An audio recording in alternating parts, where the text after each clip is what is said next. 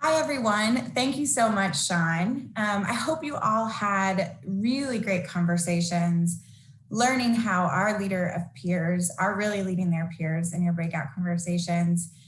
We're so excited about how we are enhancing our leadership programming. We're thrilled that we have this framework, that we have partners like Julie, and that we have an experienced leader on our team like Sia to lead us through this incredible framework. So you've heard about leader of self. You heard directly from our leaders on how they're leading their peers. And I'm so excited for this last final conversation about being leaders of change. That is what Girl Up is really all about. That's what makes us unique. It's our special sauce. When a young leader says, I want to make a difference, I want to make a difference for gender equality and gender equity, where do I go? What's the organization for me? Where's that movement? That's how they find Girl Up. And in their work with us, we build them into these very self-identified, strong leaders. We teach them how to lead their peers, but they come to us because they want to make change. So I'm thrilled to have a conversation with a true leader of change, a role model for female leaders, and a powerhouse, also a Girl Up mom once upon a time. Please, I'm so excited. Tina, welcome to the conversation. Oh, I am delighted to be here. And let me just tell you a little bit about this leader of change. Tina Tchen currently serves as the president and CEO of Time's Up Now and the Time's Up Foundation. In 2017, she co-founded the Time's Up Legal Defense Fund.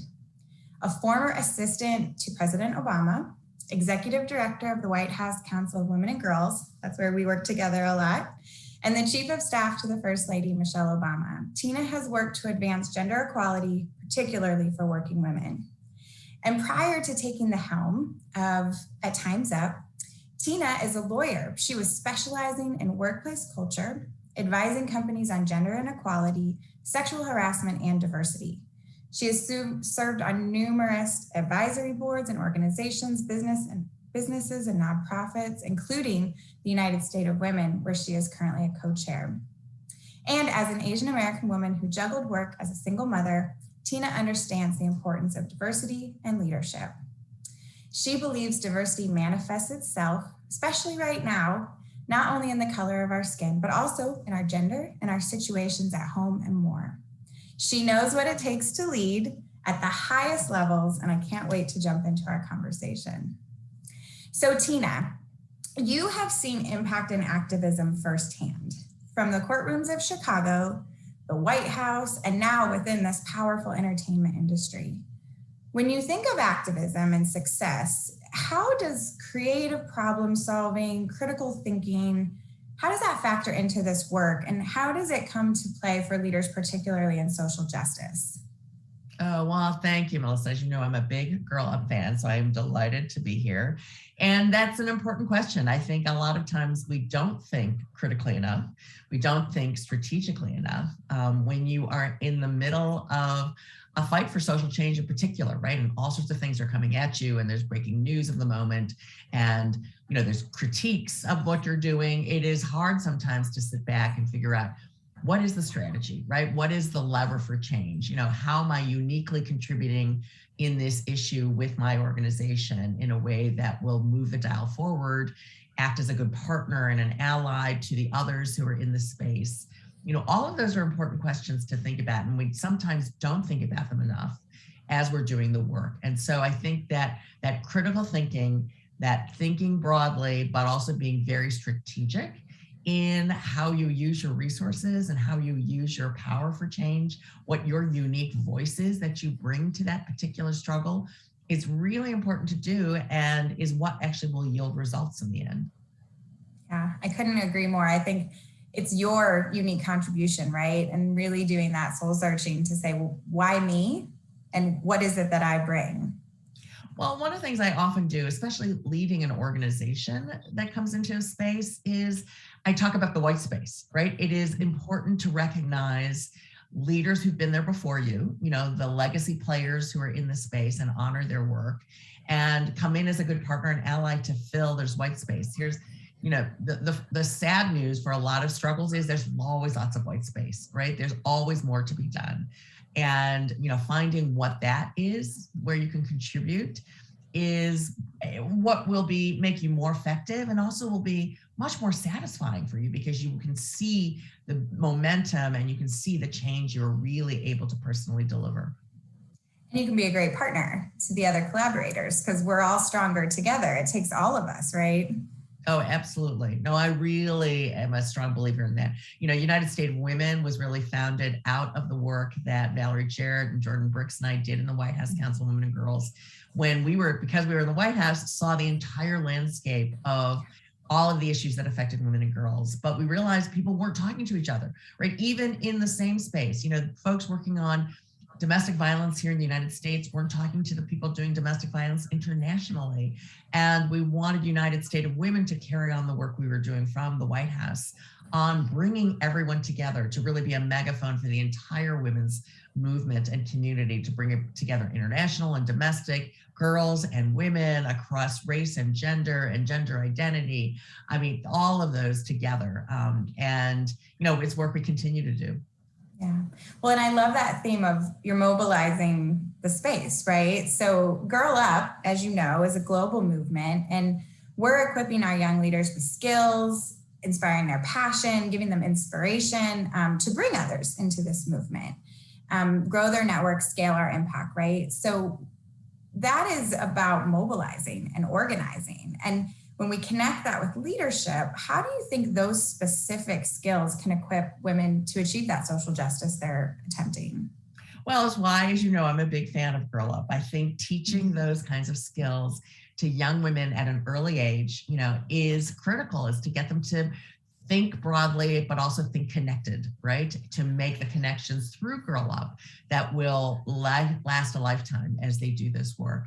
To bring to the work, a strategic framework and point of reference is really critical. And I think being able to do it, and activate these young women at a young age, give them those pathways, give them also coping skills for how you get around the hard times, which are inevitable, is really important. It's how we're going to shape the future and how we really make change for the future.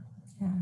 Well, and sometimes the hard times are when you're coming up against people who don't agree with you, right? When you're actually trying to do that hard work of changing hearts, changing minds. So you've had this experience, whether you're in the courtroom, in the entertainment industry and those rooms, right? And then of course, at the White House. Can you give us an example of how you have seen different perspectives successfully leveraged? Because that's one of the things that we try to instill in our leaders of change. How do you find common ground? How do you find dialogue? And how do you get through those challenging conversations? Well, I think, look, there's so many issues, whether we talk about, the whole fight for marriage equality, right? Or how to combat military sexual assault. How do we do the work that we've been doing at Time's Up, right, around sexual harassment across multiple industries? A lot of that work, people can bring different perspectives. They bring their different viewpoints to the table. I think the issue is, finding people where they are and talking with them from where they are, right? Someone just recently asked me, how do you actually define, when you're coming in to make an ask of someone to go to the Hill or to speak out about something. And, and the first thing I do is I understand who the audience is, right? Who are you talking with? Where are their perspectives? What are the issues that they actually care about, so that you can understand what they're bringing to the table and the mind frame they're bringing to the table, so that you can then appeal based on where they are at, not where you sit, where the issue is. And then appeal to that. There are things like, the parents of, lesbian and gay children were incredibly key, in a lot of the fight for marriage equality. And, Matthew Shepard's parents were among the leaders in leading and showing how to address those issues, for example. And their courage, we had them at the White House multiple times, after Matthew's, horrible, tragic death and the passage of the Matthew Shepard Act.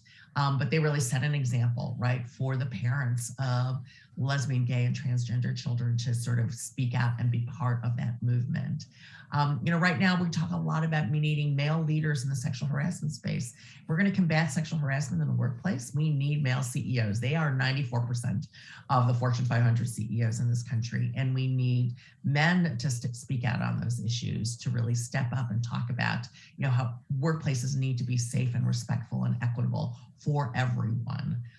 And in part because they see that's important to their bottom line, right? That's where they're coming from. They have companies to run and keep afloat, and that requires talent in their workplace. So we make the argument to them based on that, and because we have the data now that shows that if you have a more equitable, a more representative workplace, it is safer. There's less sexual harassment and discrimination, and guess what? It contributes to the bottom line, which is what those CEOs need.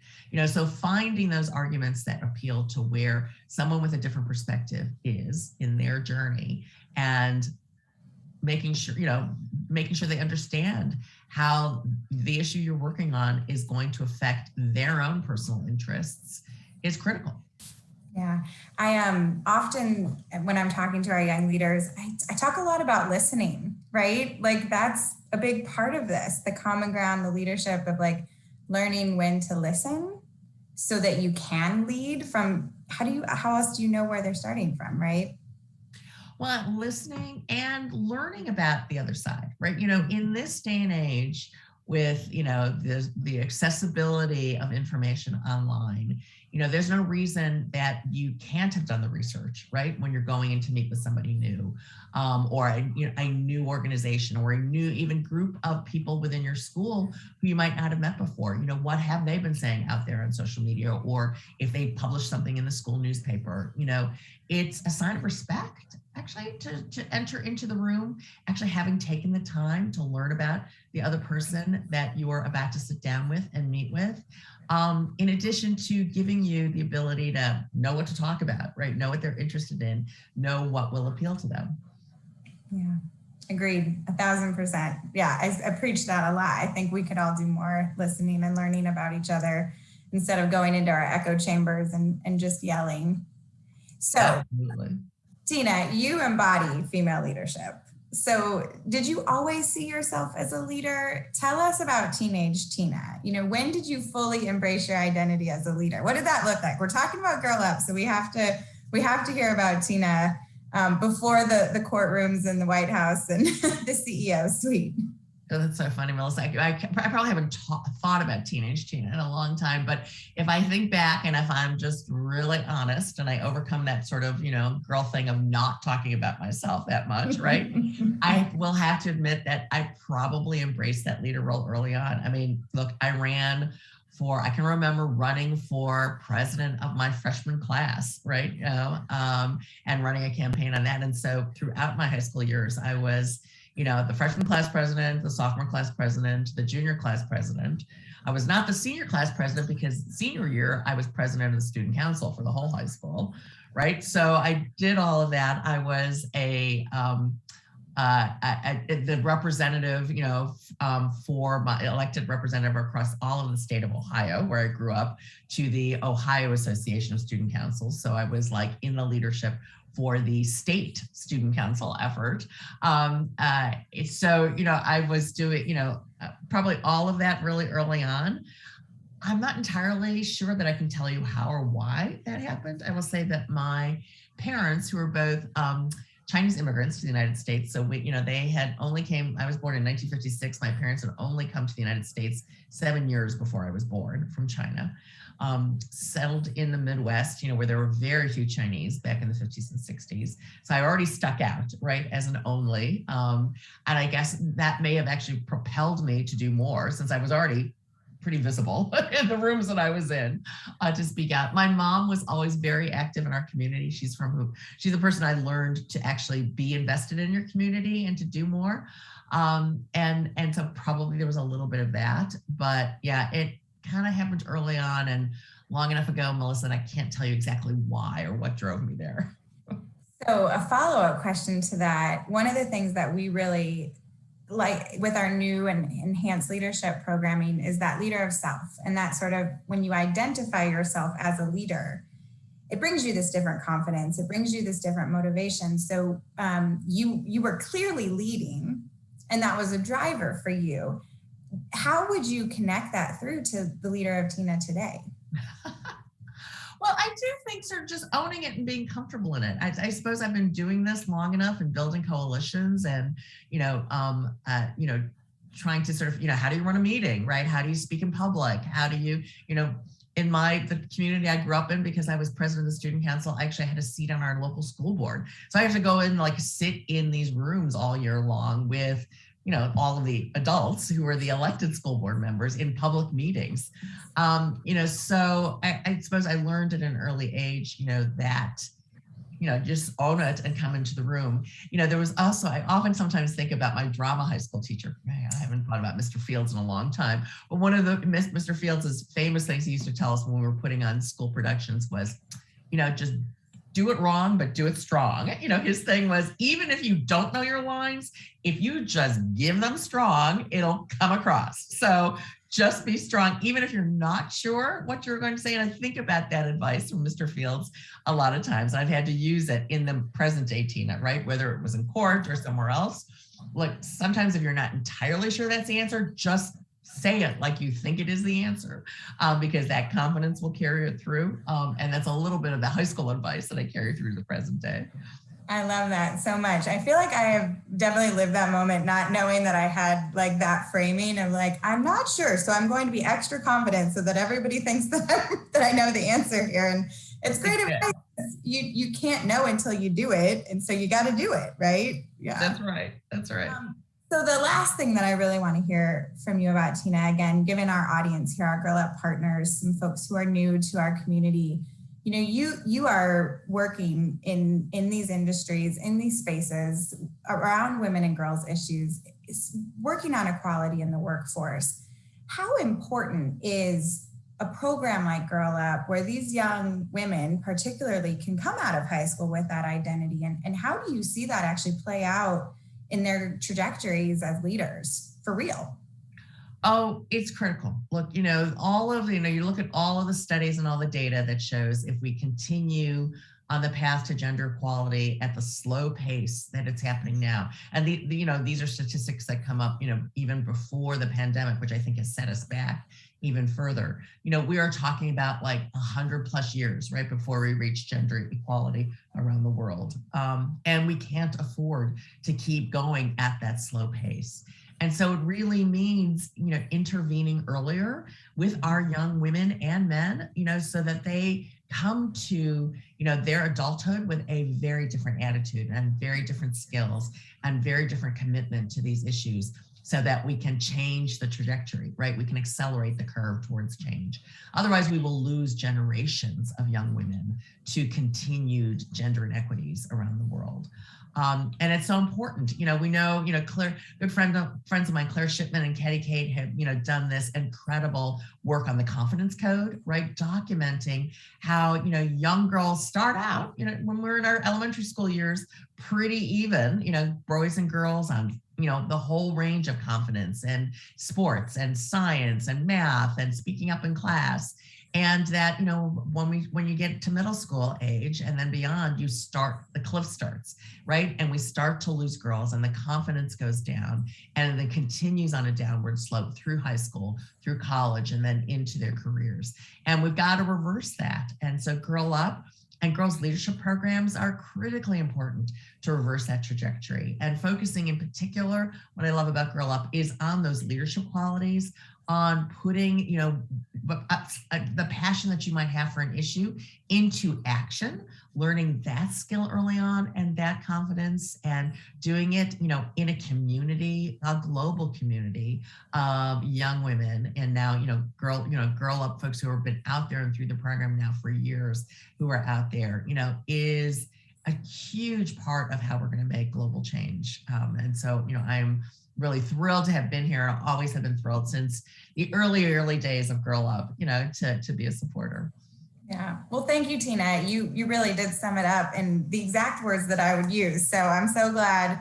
I'm so glad to hear that. And, to our partners and to our community, that's what we're all about. So TINA, in collaboration, in the fight together for equality, for our girls, for our women, really for all of us, for a better world. Thank you for being a leader in all of this. And thank you so much for joining our Leadership Summit today. Oh, again, it was my pleasure and honor to be here. Thank you. Thanks, Tina.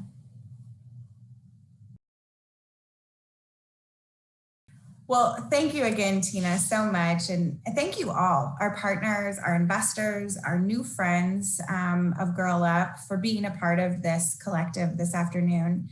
I hope you got to join our plenaries this morning. We still have more programming this evening, and all of our content will be available on YouTube if you missed anything. This has been a remarkable year. We started off with a global tour to kick off this summit. Over the last year since we met last summer, this has truly become a global movement.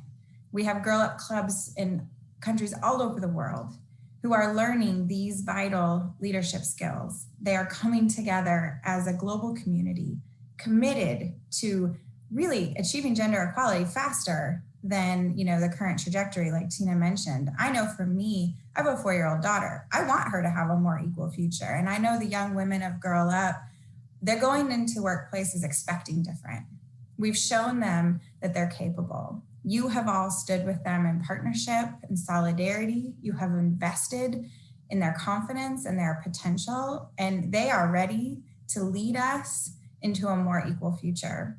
So to our current partners, we thank you so much for your funding, for your investments, for your collaboration, your advice, for being with us in this fight for equality and being side by side with our girl leaders who you got to meet today. And for our new friends, we invite you to join us. Make a donation, talk to us about a bigger partnership, think about how your company, your foundation, your own giving can be a part of the Girl Up movement and community. We always say at Girl Up that when girls rise, we all rise. And we believe that because we know that there is nowhere in the world where girls are equal to boys or women are equal to men. And we are out to change that. And we know that you are all out to change that with us. So we invite you to join us, join our community, join us in partnership, and join us later for the rest of the summit. Together, we are truly stronger, and we thank you all so very much. Thanks.